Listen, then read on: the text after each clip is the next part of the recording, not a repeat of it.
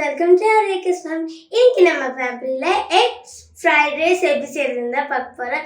அதுக்கு தேவையான இன்கிரிடியன்ட்ஸ் பார்க்கிறதுக்கு முன்னாடி நம்ம சேனலை இது வரைக்கும் சப்ஸ்கிரைப் பண்ணாதவங்க சப்ஸ்கிரைப் பண்ணிக்கோங்க, லைக் பண்ணுங்க, ஷேர் பண்ணுங்க, கமெண்ட் பண்ணுங்க. இப்போ நம்ம வீடியோக்குள்ள போகலாம்.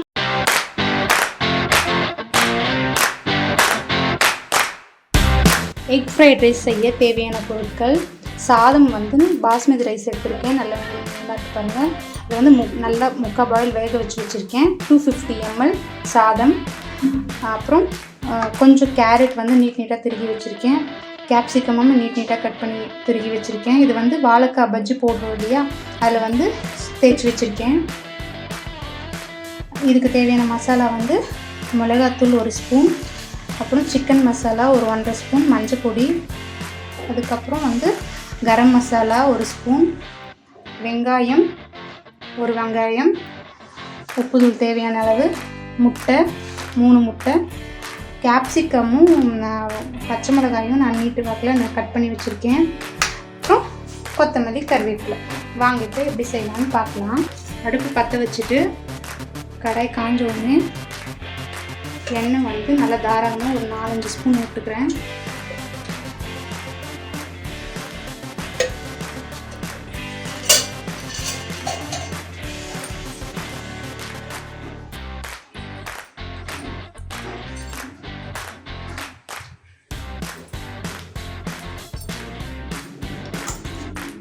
எண்ணெய் காஞ்சதும் வெங்காயம்,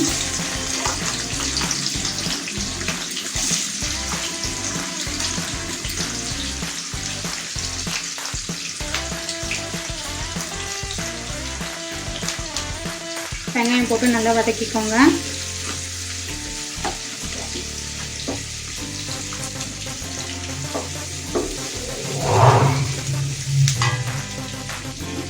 வெங்காயம் வதங்கும் போது 1 ஸ்பூன் உப்பு போட்டுக்கோங்க.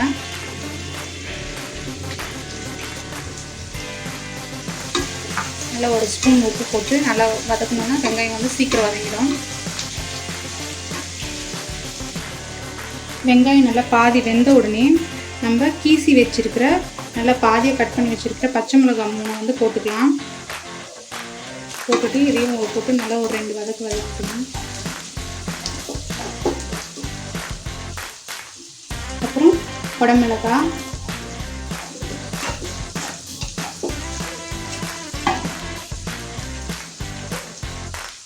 இந்த ஸ்டேஜில் வந்து நான் கருவேப்பிலை போட்டுக்கிறேன். அப்புறம் கொத்தமல்லி கொஞ்சமாக பாதி கொத்தமல்லி போட்டுக்கிறேன். போட்டுட்டு நல்லா வதங்கட்டும். வெங்காயம் பார்த்திங்கன்னா கலர் நல்லா சேஞ்ச் ஆகிடுச்சு. இந்த ஸ்டேஜில் வந்து நான் கேப்சிகம் போட்டுக்கிறேன். கேப்சிகம் ப்ளஸ் வந்து கேரட், இது 2த்தையும் போட்டுக்கிறேன்.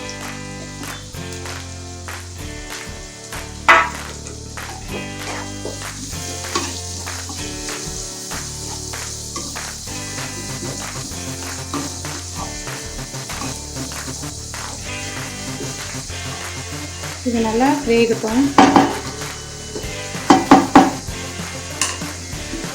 இது வந்து ஒரு 5 நிமிஷம் மூடி வச்சிடலாம். சிம்மில் வச்சுட்டு ஒரு 5 நிமிஷம் மூடி வச்சிங்கன்னா கொஞ்சம் நல்லா வெந்துடும். ஒரு 5 நிமிஷம் மூடி வச்ச பிறகு பார்த்திங்கன்னா இந்த மாதிரி கொஞ்சம் நல்லா இருக்குது. இந்த ஸ்டேஜில் வந்து நம்ம எல்லா மசாலா ஐட்டம்ஸையும் ஆட் பண்ணிக்கலாம். மிளகாத்தூள், அப்புறம் கரம் மசாலா, சிக்கன் மசாலா, மஞ்சள் பொடி, இது எல்லாத்தையும் நான் ஆட் பண்ணிக்கிறேன்.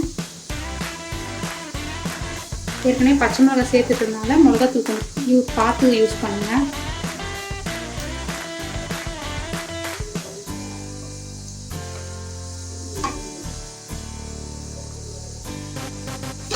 மிளகாத்தூள் மட்டும் கொஞ்சம் கம்மி பண்ணிக்கிட்டேன், ஏன்னா நம்ம கரம் மசாலாலாம் போட போகிறோம். ஏற்கனவே பச்சை மிளகாய் போட்டுட்டு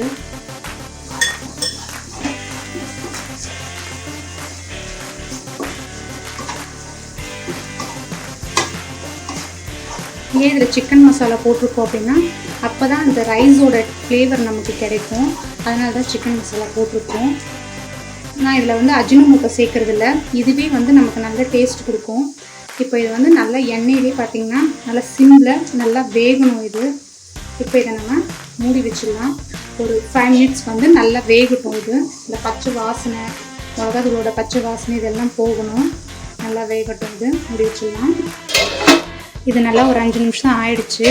பார்த்திங்கன்னா எண்ணெய்லாம் நல்லா பிரிஞ்சு நல்லா சூப்பராக இருக்குது. இந்த ஸ்டேஜில் வந்து நம்ம என்ன பண்ண போகிறோம்னா முட்டையை உடச்சி ஊற்றிக்கலாம். இதுலேயே முட்டையை உடச்சிக்கிறேன்.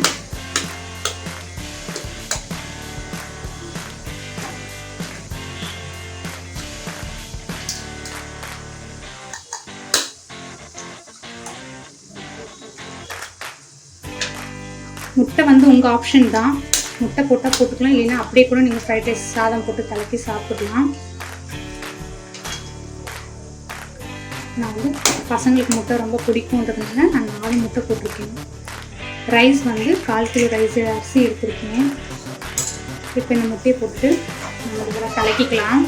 இந்த முட்டை வந்து எல்லாமே ட்ரை ஆகணும் இல்லை, ஓரளவுக்கு பாதி ட்ரை ஆனவுடனே நம்ம என்ன பண்ணிடலாம், அரிசி போட்டுடலாம். நான் இப்போ ஆற வச்சிருக்க அரிசியை போடுறேன்.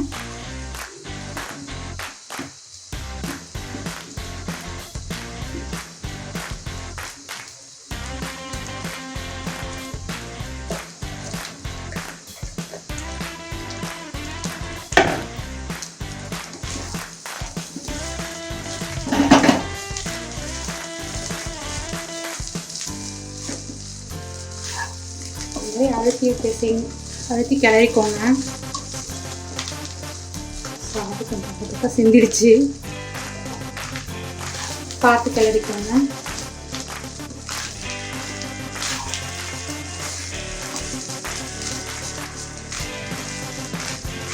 நான் வந்து பசங்க சாப்பிட்றதுனால இந்த சாதம் வந்து நல்லாவே வேக வச்சுட்டேன். உங்களுக்கு இந்த மாதிரி இது பண்ணணும்னா 3/4 பாயில் கூட நீங்கள் பண்ணிக்கலாம்.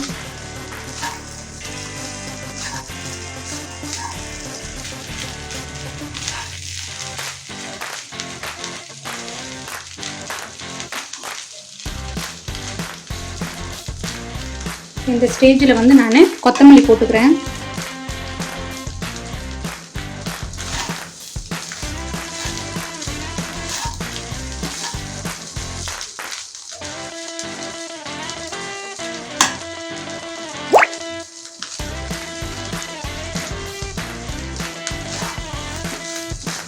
பாருங்கள், எண்ணெய் நிறைய தெரியல, லிமிட்டாக எண்ணெய் இருக்குது. இப்போ இதை வந்து நம்ம சிம்மில் வச்சு ஒரு 5 நிமிஷம் சிம்மில் வச்சு தம் பண்ணிடலாம். ஏன் இந்த மாதிரி 5 நிமிஷம் தம் வைக்கிறோம் அப்படின்னா, நம்ம வந்து சாதம் வந்து வேக வச்சு உடனே போடுறதுனால உடனே வந்து அந்த மசாலாவில் இழுத்துக்காது. ஒரு 5 நிமிஷம் விட்டோம்னாக்கா அந்த மசாலா, அந்த உப்பு, காரம், அந்த வெஜிடபிள்ஸோட ஃப்ளேவர் அது எல்லாமே வந்து அந்த சாதத்தில் இறங்கும். அப்போ தான் நமக்கு ஃப்ரைட் ரைஸ் வந்து நல்லாயிருக்கும். 5ன்றது 10 நிமிஷம் வந்து சிம்மில் வச்சுட்டு நீங்கள் அப்படியே வச்சுருங்க. சாதம் வந்து 3/4 பாயில் வச்சு நீங்கள் எடுத்திங்கன்னா இந்த டைமிங்கில் உங்களுக்கு அது வெந்துடும். நான் ஏற்கனவே வந்து ஃபுல் பாயில் பண்ணி தான் போட்டிருக்கேன். ஏன்னா பசங்க சாப்பிட்றது உடஞ்சாலும் பரவாயில்லை அப்படின்றதுனால. நீங்கள் பெரியவங்க சாப்பிட்றதா இருந்தால் உதிரியாக எங்களுக்கு வேணும் அப்படின்னாக்கா 3/4 பாயில் வச்சுட்டு இந்த டைமில் பார்த்திங்கன்னா இந்த ஹீட்டில் வந்து உங்களுக்கு நல்லா வெந்துடும். இப்போ பாருங்கள் சாதம் எப்படி இருக்குன்னு பார்க்கலாம். பாருங்கள், சூப்பராக இருக்குது. வாசனை வந்து செமையாக இருக்குது.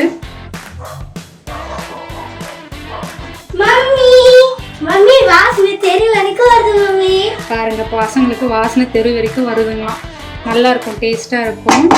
இப்போ இதை சர்வ் பண்ணிடலாம். எங்கள் அம்மா எக் ஃப்ரைட் ரைஸ் செஞ்சுட்டாங்க. வாங்க இப்போ டேஸ்ட் பண்ணி பார்த்துடலாம். பாருங்கள், பார்க்குறதுக்கு எவ்வளோ சூப்பராக இருக்குன்ட்டு. செம்ம டேஸ்ட்டாக இருக்குது. இது உங்கள் வீட்டில் ட்ரை பண்ணி பாருங்கள். எங்கள் சேனல் ரேகா ஃபேமிலியை சப்ஸ்கிரைப் பண்ணிக்கோங்க. லைக் பண்ணுங்கள், ஷேர் பண்ணுங்கள், கமெண்ட்